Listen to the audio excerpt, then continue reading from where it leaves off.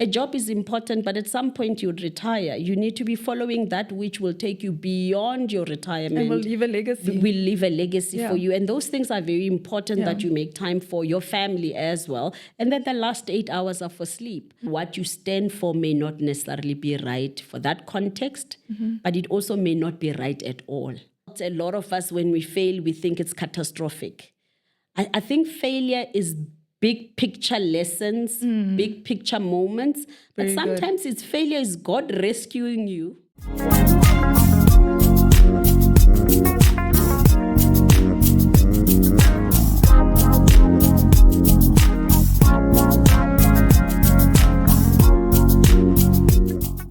Welcome everyone to another episode of Powered Up Talk with me, Izal. Today with me in studio, I have the beautiful Thabisile Phumo. She is the Executive Vice President of Sibanye-Stillwater, amongst many other titles that this phenomenal woman has. But today I'd like her to introduce herself. Welcome, Thabisile. Thank you so much, firstly, for having me on your show, and thank you to those who will be watching it. I'm very glad to be here. Who I am, I'm a mother of 3. That's my most important one. I'm a daughter, and I play a role, obviously, in the corporate sector, as we've indicated, but I also play a role in the academic sector in the field of strategic communication and stakeholder relations. Awesome. Thank you so much for making the time to be here. As you say so beautifully, you're a woman in corporate, and I really wanted today to be a discussion about women in corporate. And I think you fit that title so perfectly, because having looked at your CV, it is quite intensive, it's quite extensive, and you've really got a lot of amazing things that you've achieved. But I want to just, other than being a wife, a mother, what is the title that you are most proud of?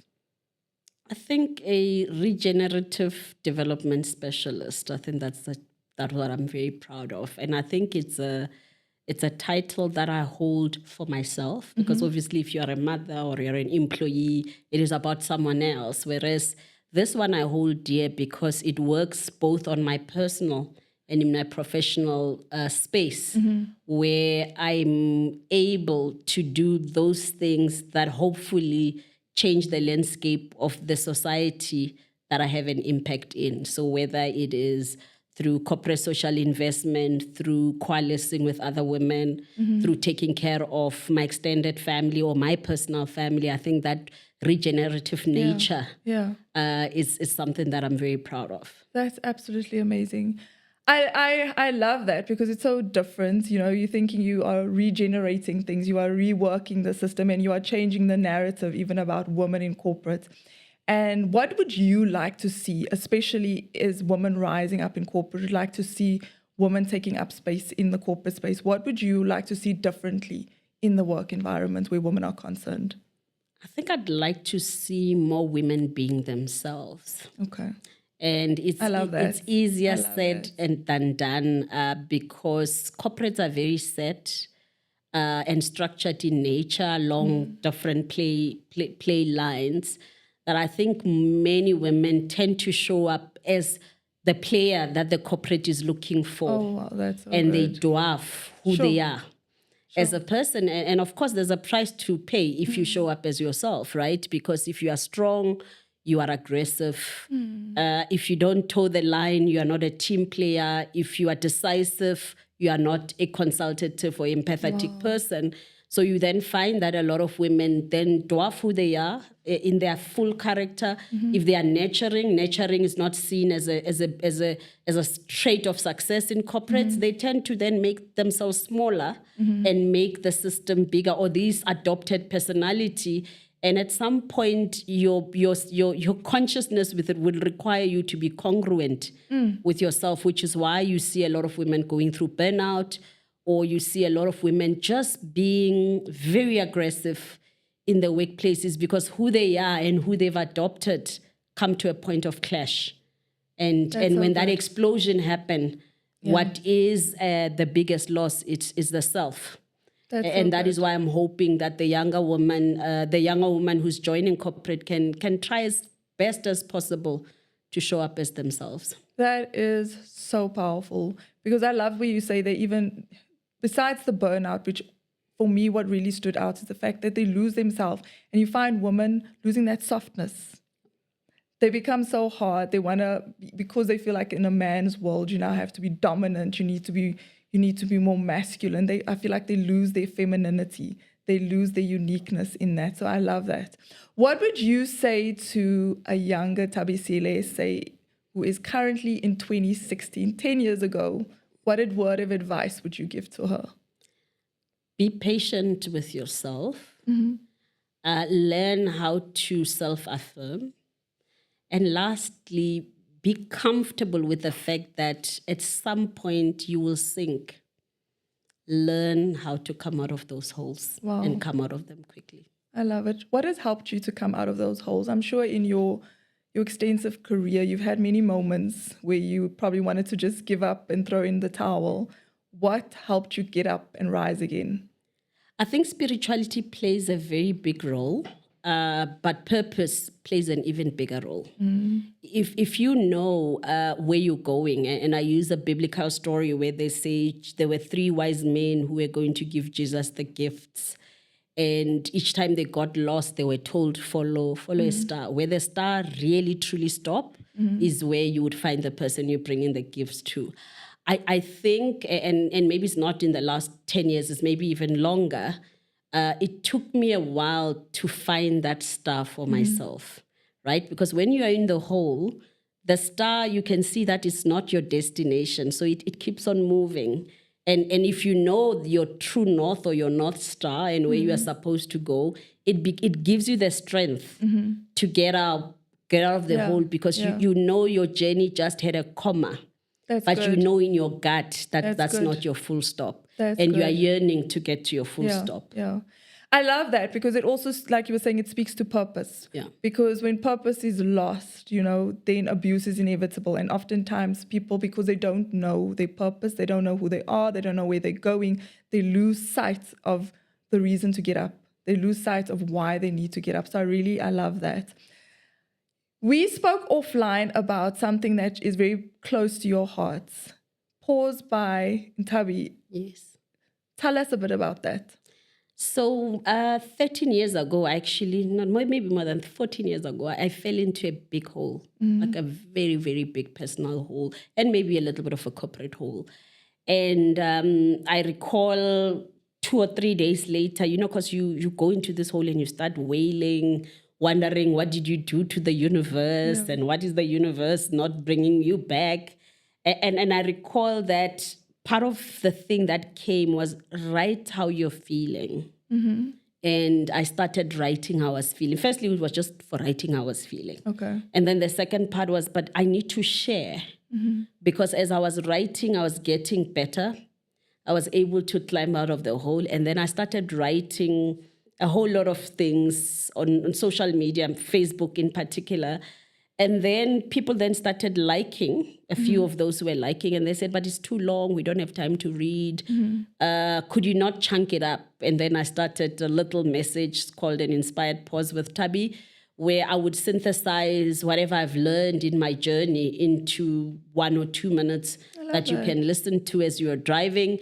Firstly, to deal with the fact that people don't have time, but secondly, it would be so punchy, hopefully, so inspiring that people can maybe use it to change their mindset or change something that they're dealing with. So I've been doing this work for the last 13 years, working with women as well, as part of the Inspired Women's Connect. And the pauses actually is but a resource for us as women to connect, and for my voice, if it is useful, to make a dent in someone else's life.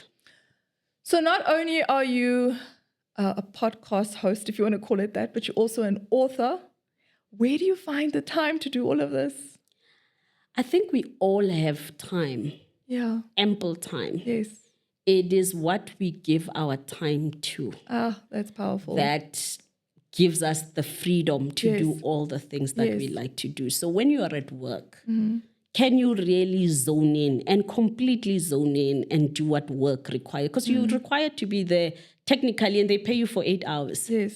If you really zoned in for 8 hours, then it frees you to be able to use your extra 8 hours for things that are your passions. Because remember, a job is important, but at some point you'd retire. You need to be following that which will take you beyond your retirement. And will leave a legacy. Will leave a legacy for you. And those things are very important that you make time for your family as well. And then the last 8 hours are for sleep.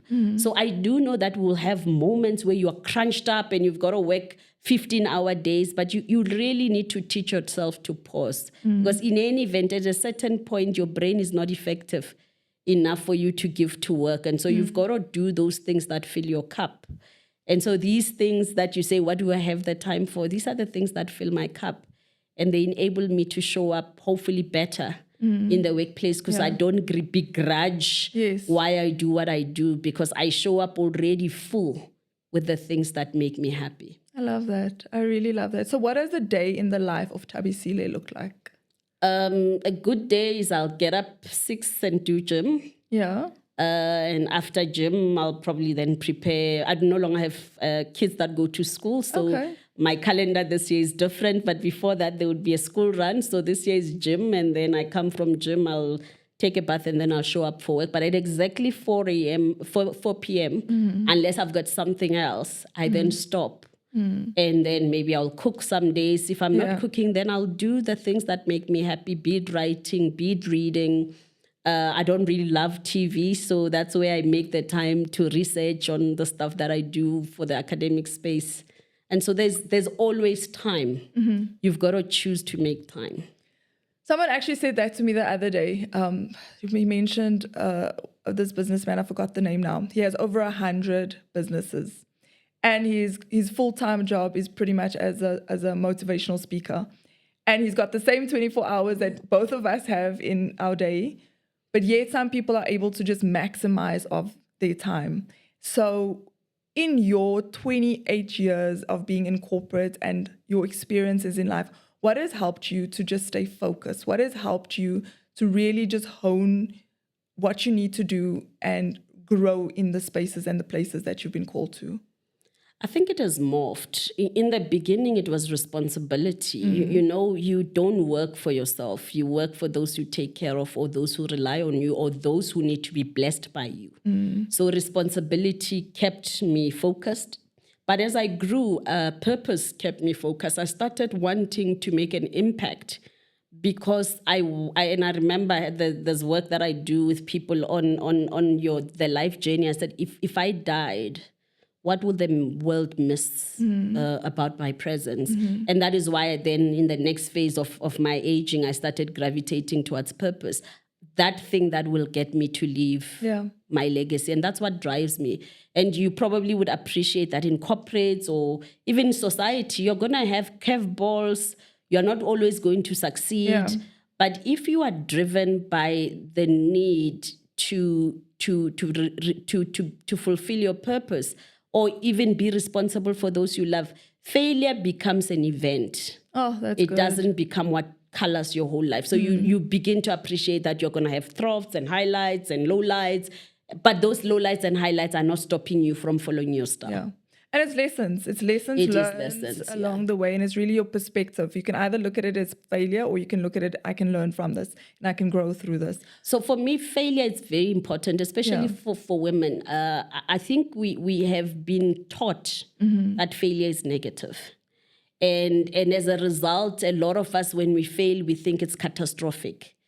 I think failure is big picture lessons, big picture moments. But sometimes it's failure is God rescuing you from drowning, right? So God can remove you from a context. But for him to remove you from a context, you need to fail. Sometimes fail is rescue. Fail is your opportunity to survive that which is not good for you. But I think as women, we've been taught to stand so much on the podium, to have the prize, to be the prize, and success looks positive, that we actually never get to sit and almost reconcile with negative success, which is failure. Because failure is success in a lot of ways. It is just that is the perspective of society towards failure is different. I mean, a lot of people have failed, and those failures have led to great things. And I always look back and say, did you fail or was it Just a success in lesson. reverse? Oh, that's good. And I think we need to Yeah. really become best friends with failure so that if a relationship fails, if a business venture fails, if something that you're doing fails, it's not catastrophic. It's just a redirection, or it's a very, very big, sometimes expensive lesson to self and to others. That's powerful. That's absolutely powerful. What is one of the most crucial skills that you have acquired in your 28 years in the corporate industry? Stand for what you believe. Powerful. It is a very costly skill. And I recall my father as my father is my advisor, and one time when I was standing for what I believed in, and it was a big price I was paying, and he says, you got to stop believing you're ice cream. Not everybody's gonna like you. Oh, I love as much that. as they like ice cream. So long as you are doing what you're doing with integrity, so long as you're standing in the position that you believe in, that should be okay. But you also must be awoke enough to know that what you stand for may not necessarily be right for that context, but it also may not be right at all, so long as you can own up to it. That's good. And I think people will respect you more. Well, I don't know about that, but I think so long as you respect yourself more, that is a bigger achievement. Because I think a lot of us as women are so yearning for external respect, external recognition, that we tend not to do the things that edify us, the things that grow us, because society has not given it a tick. I love that. I absolutely love that. I'm just thinking now, I was listening to you can call it your podcast, and there was something that stood out for me. You were talking about how to deal with your haters. And it was a good one. I really enjoyed listening to it. And you even shared in there about Psalm 23, how God prepares a table for you in the presence of your enemies. What has helped you, or how have you dealt with dealing with critics in the workspace? Because I'm thinking you are the successful woman, you're climbing the corporate ladder, and you're talking now even where your dad was talking about ice cream, not everybody's going to like you. And I'm sure you've encountered many people along the way that don't like you, many that don't want you to succeed, many that feel like you don't belong here. How have you dealt with that? And what advice would you give to a woman in corporate rising in this time to overcome that? So I've changed my perspective about enemies quite significantly. When I was younger, I think I used to take the literal biblical definition that says you have to have a lot of haters so that God can create this table, and then they must come and see how successful you are. But maybe let me deal with that first. I think firstly we're afraid to be enemied.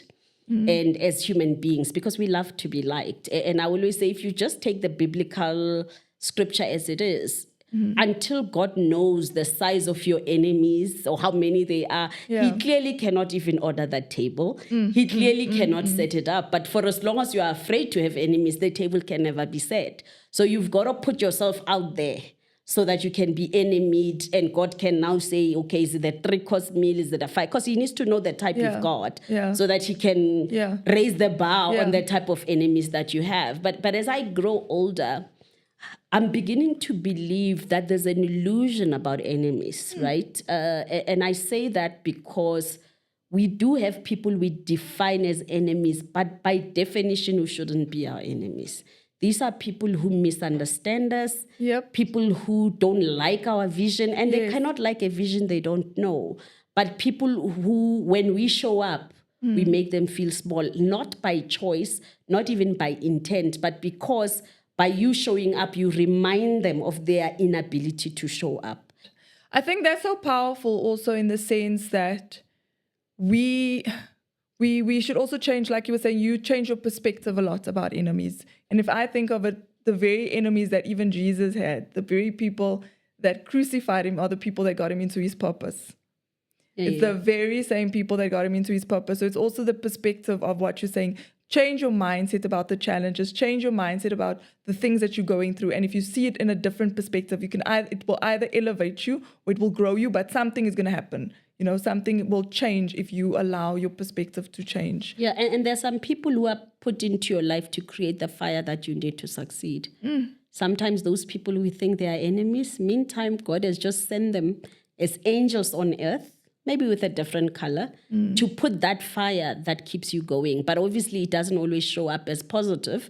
Again, because we look at positive as hugs and kisses, whereas sometimes there's hard love that comes with those people that we sometimes consider our enemies. Awesome. I'm looking at your credentials, and something that also stood out for me is your experience in public relations. Where did your passion and your love for public relations start? It was actually an accident.